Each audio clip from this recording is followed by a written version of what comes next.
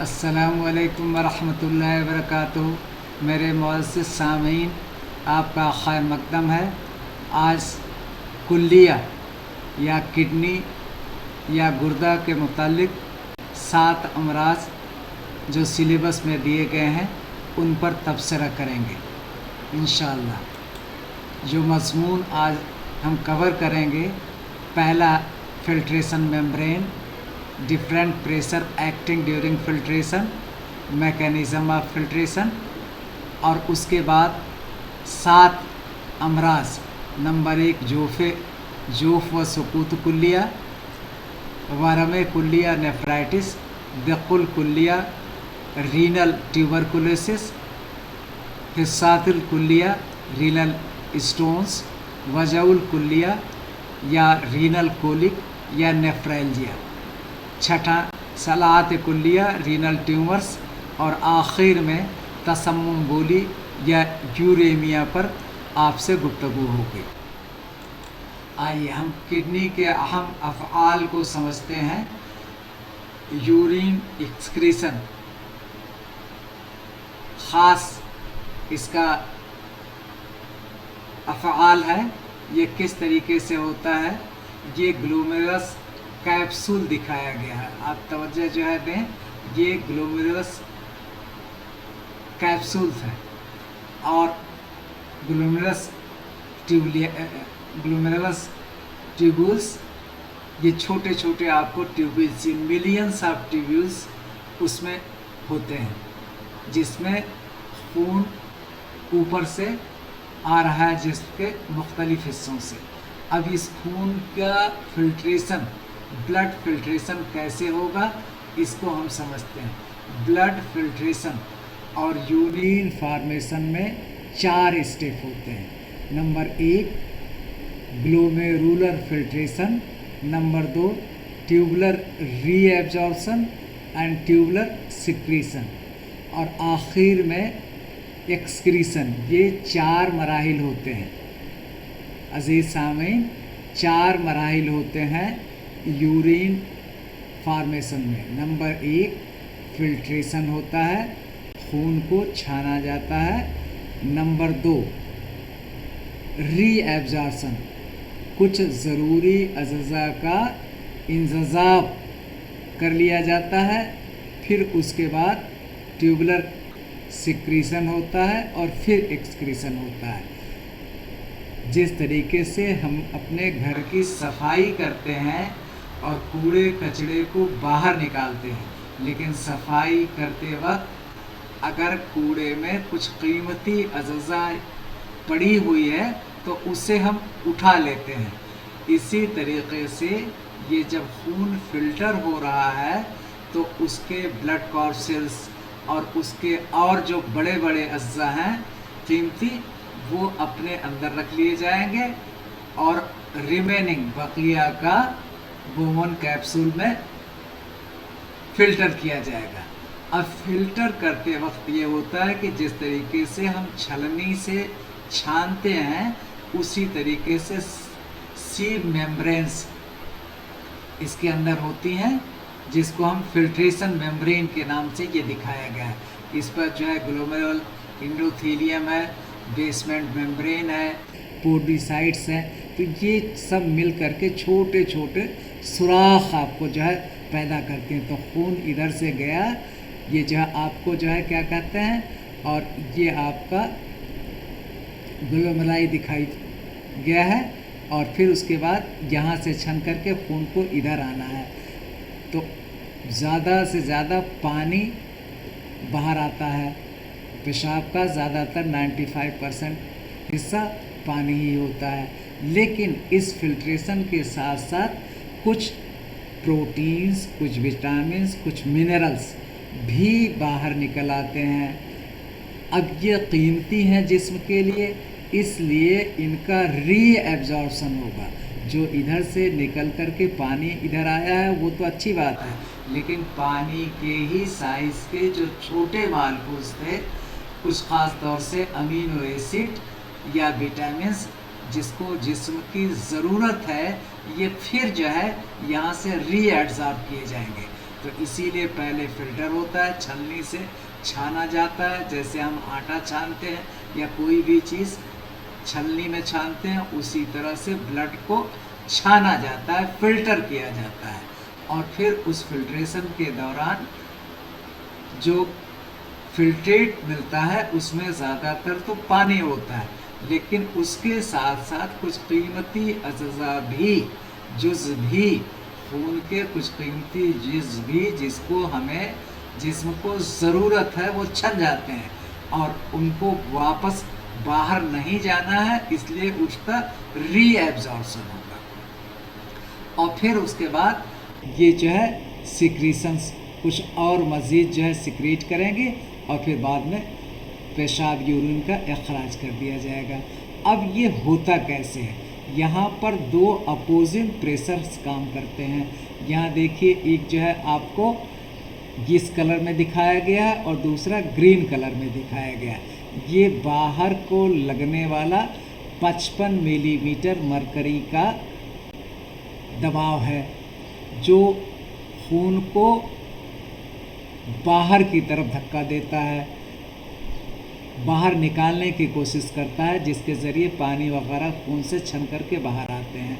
लेकिन इसके साथ दो और प्रेशर होते हैं। एक प्रेशर होता है ये ब्लड कोलाइडल, खून में जो अपने कोलाइडल पार्टिकल्स होते हैं उनका भी अपना प्रेशर होता है, और कैप्सुलर हाइड्रोस्टैटिक प्रेशर भी होता है।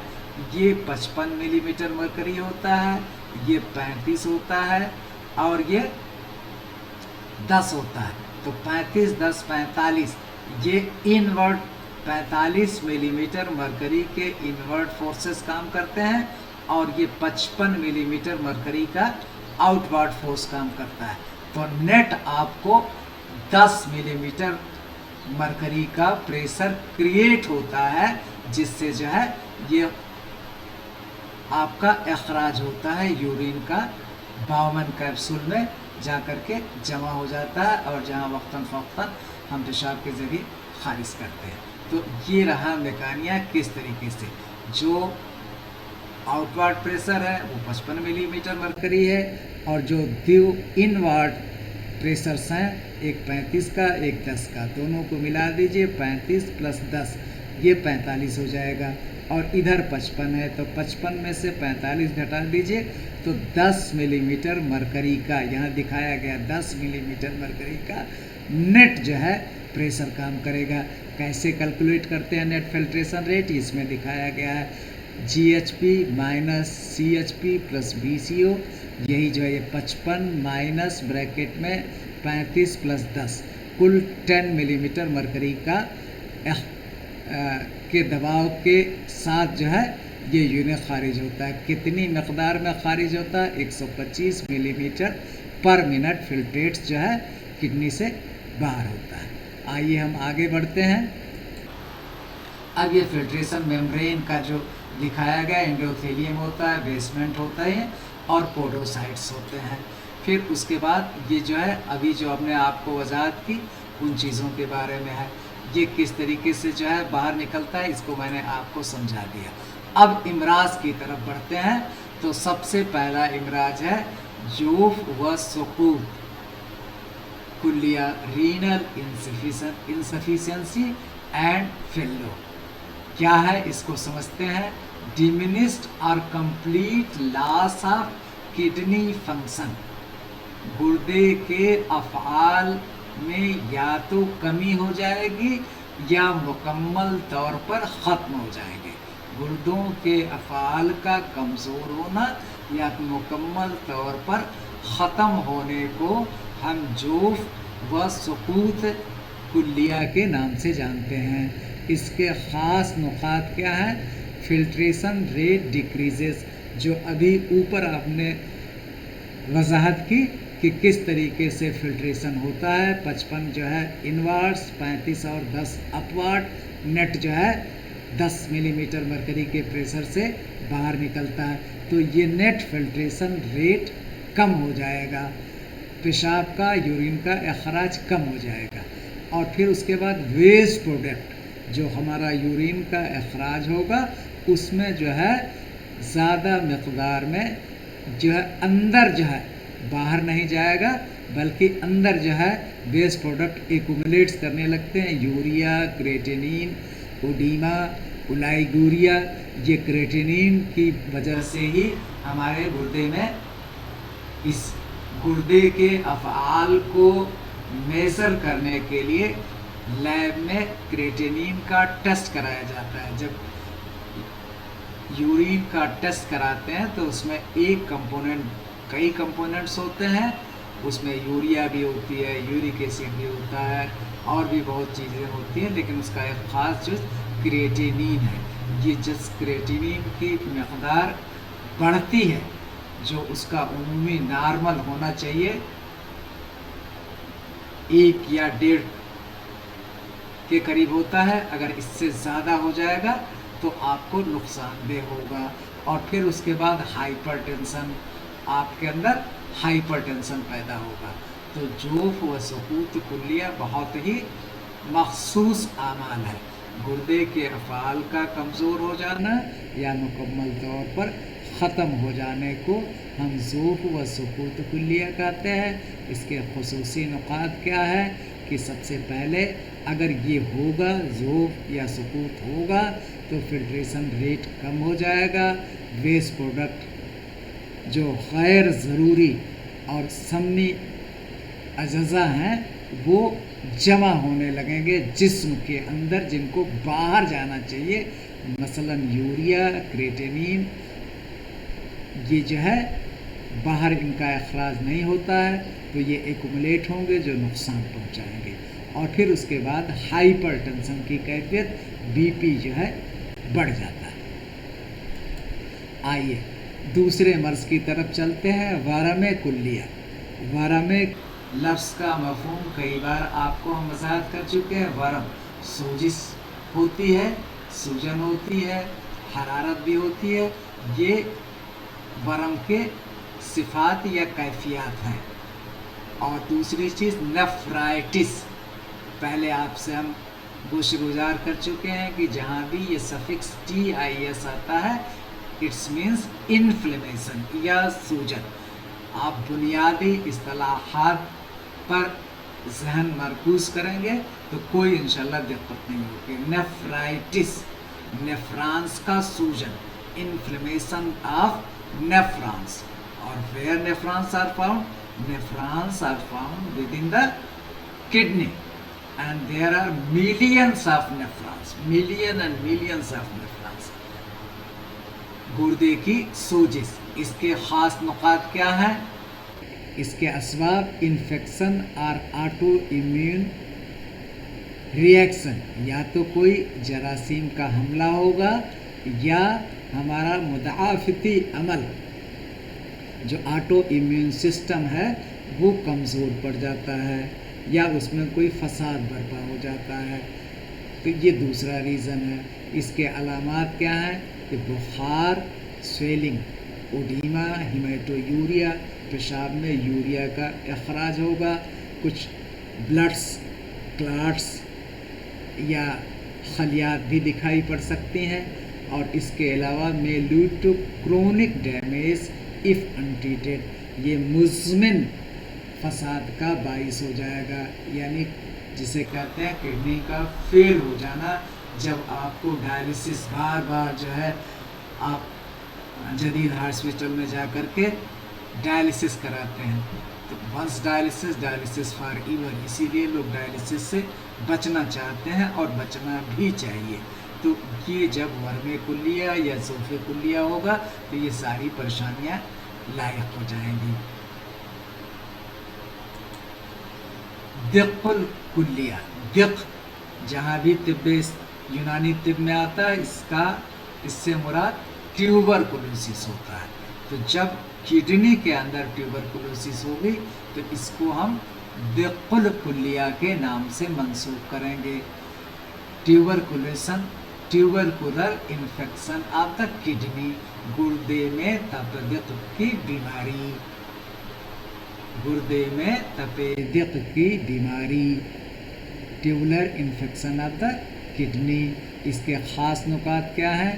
Cast by mycobacterium tuberculosis, This is not only specific for the kidney, my dear student. Wherever tuberculosis occurs, this is caused by Mycobacterium tuberculosis. Mycobacterium tuberculosis नामक जरथुमा से ट्यूबरकुलोसिस की बीमारी होती है. Slow destruction of renal tissues, गुर्दे के बाफ्त आहिस्ता आहिस्ता ख़राब हो जाएंगे, उनके अफ़आल में कमी हो जाएगी, उनके खलियात की नेक्रोसिस होगी, यानी उनकी मौत वाक़ई हो जाएगी. इसके अलामात क्या है कि हल्का बुखार आएगा, पुस्त में शदीद दर्द होगा और पेशाब में मवाद या पस का अखराज होगा. पेशाब में मवाद भी देखने को मिल सकता है.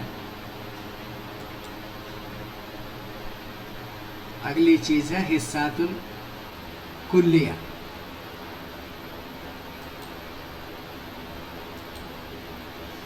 जहाँ जहाँ ये लफ्ज़ हिस्सातुल का आया है, स्टोन्स, ये कब्ज़ में भी हो सकता है, था पैनक्रियास में भी है, आपके बाइल डक्ट्स गाल ब्लैडर में भी था.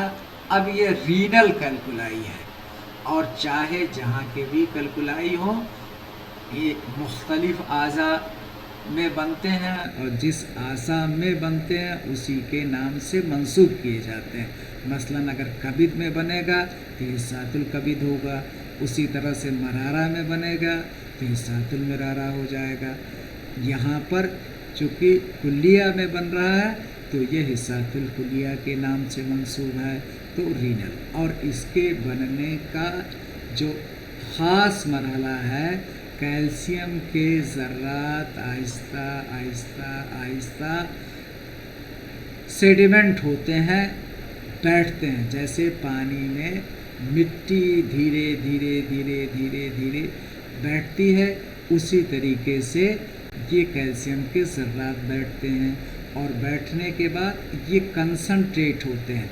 जैसे पानी का मकदार 10 लीटर पानी में आप 1 ग्राम नमक डाल दीजिए, या 1 लीटर पानी को जो है भाप बना के उड़ाइए और 1 लीटर रह जाए और वही 1 ग्राम है, तो पानी तो नहीं बढ़े, पानी की मकदार तो कम हो रही है, लेकिन नमक की मकदार कम नहीं हो रही है. वो 1 ग्राम का 1 ग्राम बन रहा है. इसका मतलब कि कंसंट्रेशन बढ़ता चला जाएगा, बढ़ता चला जाएगा.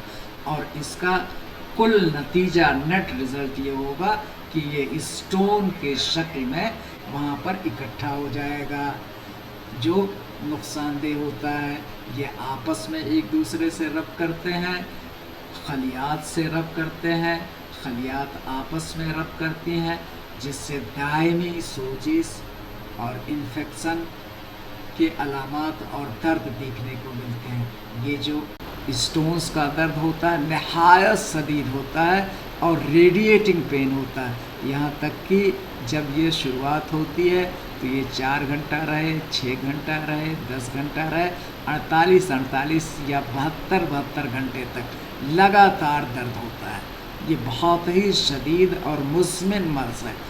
वो आप उस मरीज़ से कभी आप बात कीजिए, आप you are going to be a doctor, kindly talk to the patients that have been infected with the kidney stones. बहुत शदीद दर्द होता है, और जब दर्द होता है तो न खाने का तबीयत करती है, न बात करने की तबीयत करती है, एकदम इंसान परेशान हो जाता है. और वैसे दर्द जो 2-4 घंटे में ख़त्म हो जाते हैं, लेकिन ये 24 घंटा, 48 घंटा, 72 घंटे तक लगातार बना रहता है और इंसान एकदम बेचैन होता है. इसलिए इससे बचने की कोशिश करनी होगी. तो काश भाई एक्सेस साल्ट डिहाइड्रेशन, हमने कहा था ज़्यादा मकदार में कैल्शियम के ज़र्रात जमा हो जाए, या और कोई कैल्शियम कार्बोनेट है, कैल्शियम ऑक्सलेट है, कैल्शियम यूरिएट है. कभी कभी स्टोन्स के किस्में पूछ देता है, तो calcium carbonate, calcium urate, calcium oxalate, calcium phosphate, these are the different forms of the stone that settle तो एक्सेस साल्ट और डिहाइड्रेशन, जैसे हमने कहा कि 10 लीटर पानी में 1 ग्राम नमक घोलिए और पानी को आप भाप के ज़रिए, स्टीम के ज़रिए बाहर निकाल दीजिए और पानी की मिक़दार घट करके 1 लीटर हो गई। तो 1 लीटर पानी में 1 ग्राम नमक ज़्यादा नुकसान करेगा बनिस्बत 10 लीटर पानी में 1 ग्राम नमक। तो उसी तरह से जब वाटर का अखराज होता चला जाता है, डिहाइड्रेशन की कैफियत जिसके अंदर होती है, क़िल्लत माइया होती है, तो उस वक्त यही मिक़दार जो आपके साल्ट्स के हैं वो मुज़िर और नुकसानदेह हो जाते हैं। सीवियर फ्लैंक पैन, हीमेटोरिया, यूरिया भी देखने को मिलेगी। हीमेटोरिया और यूरिया के साथ साथ हीम, सुर्ख खलियात के कुछ ज़र्रात, कुछ टुकड़े भी देखने को मिल सकती है और may cause obstruction to urine flow. अगर ये यूरिन यूरेथ्रा के कहीं भी मकाम पर फंस जाएगा किडनी से निकल करके, तो पेशाब के अखराज में शदीद दर्द होगा, बहुत थोड़ी थोड़ी मकदार में और बड़े दर्द के साथ यूरिन का अखराज होगा। वजउल कुल्लिया, रीनल कोलिक, जिसे हम नेफ्रैल्जिया कहते हैं, ये उमूमन आपके इम्तहान में पूछा जाता है सवाल की शक्ल में कि नेफ्रैल्जिया क्या होता है। तो severe pain due to renal obstruction और स्टोन मूवमेंट्स, जो हमारे ग्लोमेरुलस ट्यूब्यूल्स थी उनमें जो है इंसदाद पैदा हो जाए, या जब एक मकाम से दूसरे मकाम की तरफ हल्का सा जो है स्टोन फिसल करके ऊपर से नीचे आता है। तो और ये पेन अभी आगे आप पढ़ेंगे कि स्टोन के साथ भी हो सकता है, बगैर स्टोन के भी हो सकता है। तो ख़ास तौर से ऑब्स्ट्रक्शन इसका जो है ख़ास असबाब है। Severe pain due to renal obstruction और stone movements. Stone may or may not be available there, but if there is a renal obstruction, that will result in severe pain due to renal obstruction। इंसदाद पैदा हो जाता है, वहाँ की tubules, नालियाँ तंग हो जाती हैं, उनका सुराख छोटा हो जाता है, इसलिए आपको शदीद दर्द का सामना करना पड़ता है। या अगर ज़र्रात हैं स्टोन के और वो एक मकाम से दूसरे मकाम की तरफ फिसल रहे हैं, खिसक रहे हैं, आगे बढ़ रहे हैं, उस वक्त भी ये दर्द होगा। गुर्दे के रास्ते में रुकावट या पथरी की हरकत करने से शदीद दर्द को हम नेफ्रैल्जिया कहते हैं। इसके ख़ास नुकात क्या है? Sudden sharp radiating pain to groin. ये हमने जो इसके पहले रेडिएटिंग फैलता हुआ दर्द है, ये गुर्दे से शुरू होगा और ग्रोइन आज़ाए बोल तक पहुंचेगा। ये गुर्दे से शुरू होकर ये दर्द रेडिएट होते, जैसे आपकी रेडिएशन होती है, सूरज की गर्मी हमको रेडिएशन के ज़रिए मिलती है। हीट ट्रांसफ़र के कई तरीक़े होते हैं, कंडक्शन, कन्वेक्शन और रेडिएशन। रेडिएशन में बीच के माहौल का, एटमॉस्फेयर का कोई फ़र्क नहीं होता है, सीधा जो है सोर्स से टारगेट तक पहुंचती है। सूरज की गर्मी चाहे ये वायुमंडल हो कि ना हो, एटमॉस्फेयर हो कि ना हो, हर इंसान तक पहुंचती है। तो उसी तरीक़े से ये रेडिएटिंग पेन है, गुर्दे से शुरू होकर के ग्रोइन से मुराद आज़ाए तनासुल बोल, वहाँ तक पहुँचेगा, जो है आज़ाए तनासुलिया तक पहुँचेगा। नासिया, वोमिटिंग मतली भी हो सकती है, कै भी हो सकती है। Relief after passage of the stone, जब स्टोन का अखराज हो जाएगा तब थोड़ी सी सुकून और राहत की सांस मरीज़ लेता है।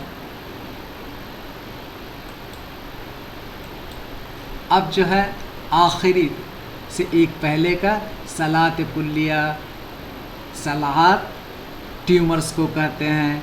और आप जानते हैं कि किसी भी खलियात की गैर मामूली अफजाइश को ट्यूमर्स या सलात के नाम से जानते हैं। Abnormal growth of cells is called tumors. There is, dear students, you are already aware of the fact there is a well planned division of the cell. There is a well planned division of the cell, and whenever there is a disturbance in the planning, random division, and this causes the tumor. और ये tumours अपने मकाम पे खलियात को तबाह व बर्बाद करते हैं, करीबी बाफ्तों को नुकसान पहुंचाते हैं।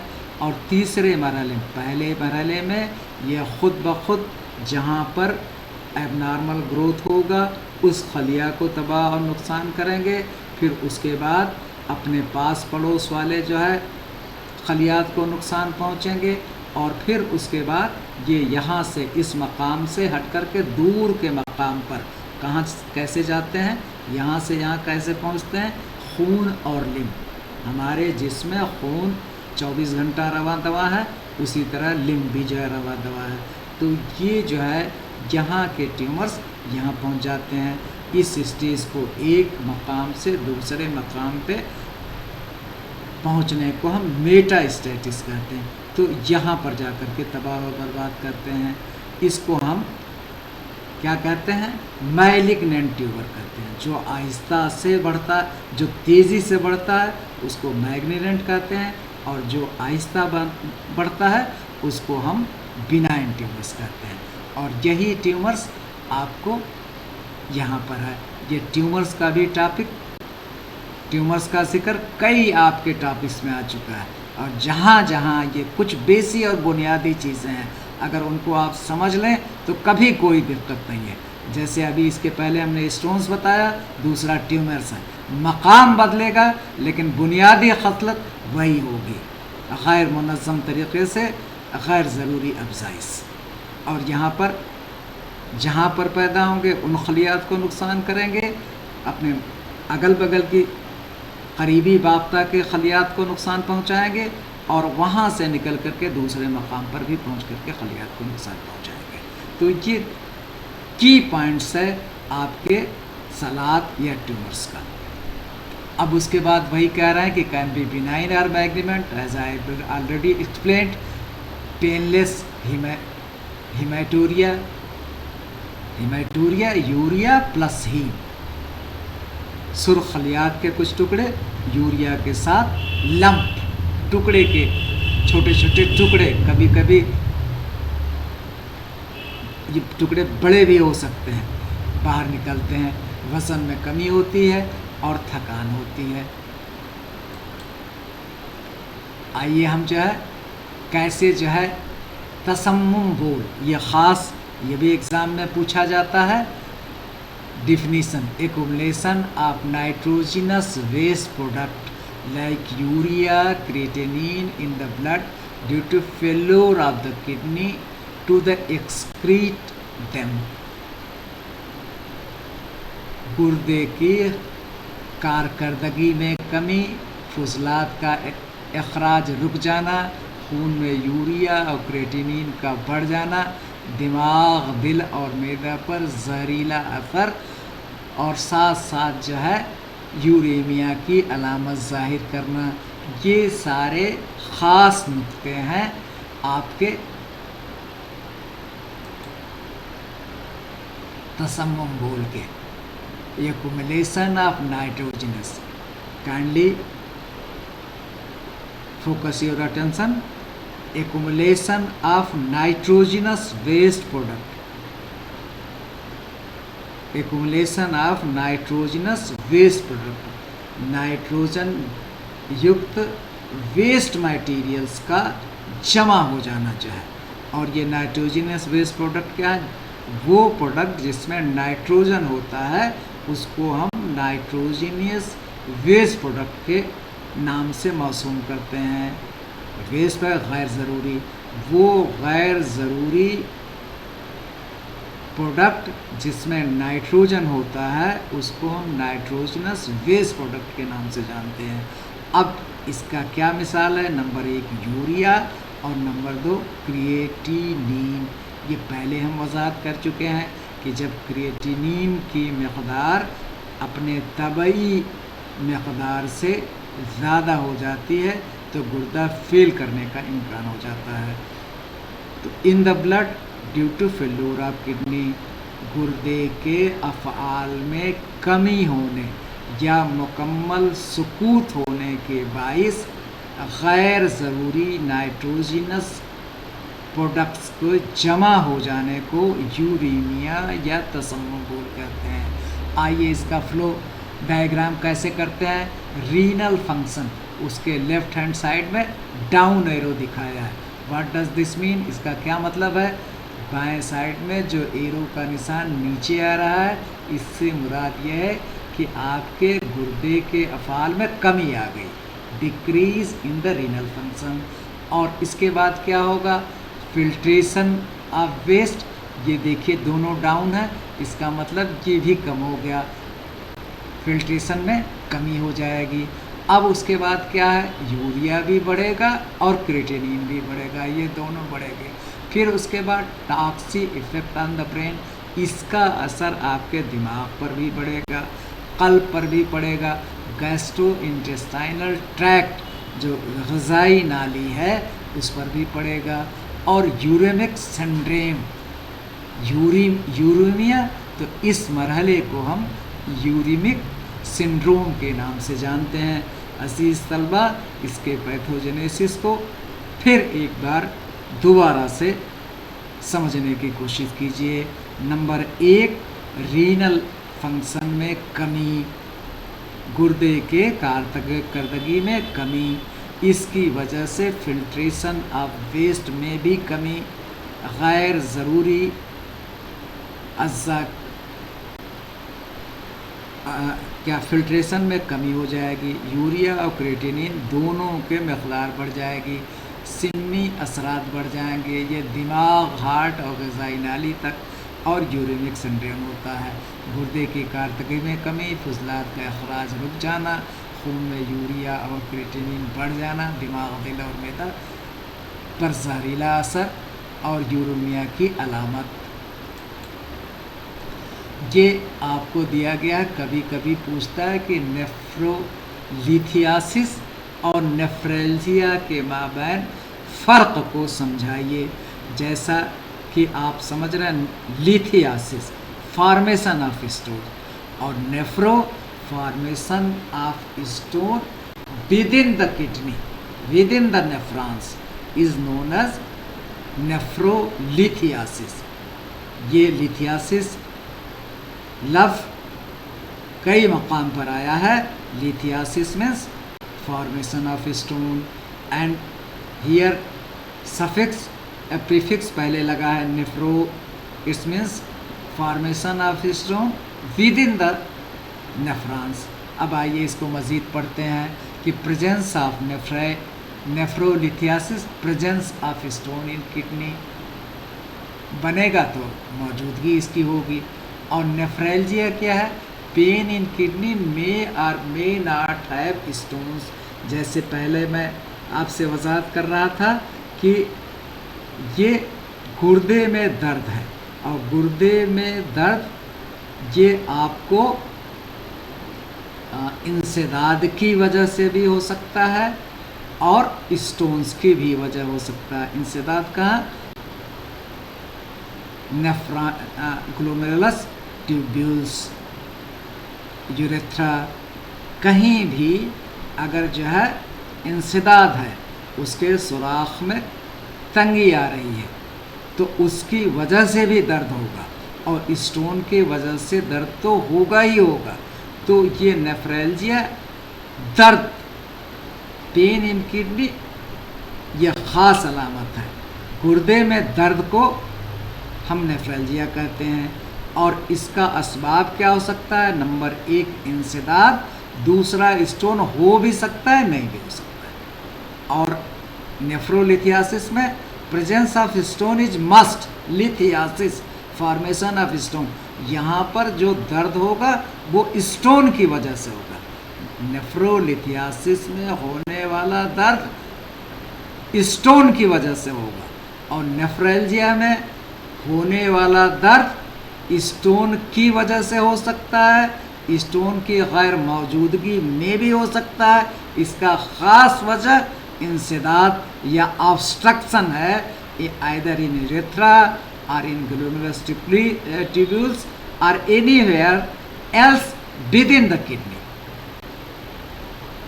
काज यहाँ पर क्रिस्टल, जब यहाँ पर स्टोन बनेगा तो यहाँ जमा हो जाएगा। और इसके नेफ्रल्जिया के क्या है कि इन्फेक्शन, जरासीम का हमला, इंसदाद और स्पाज़्म। फी अमानिल्लाह।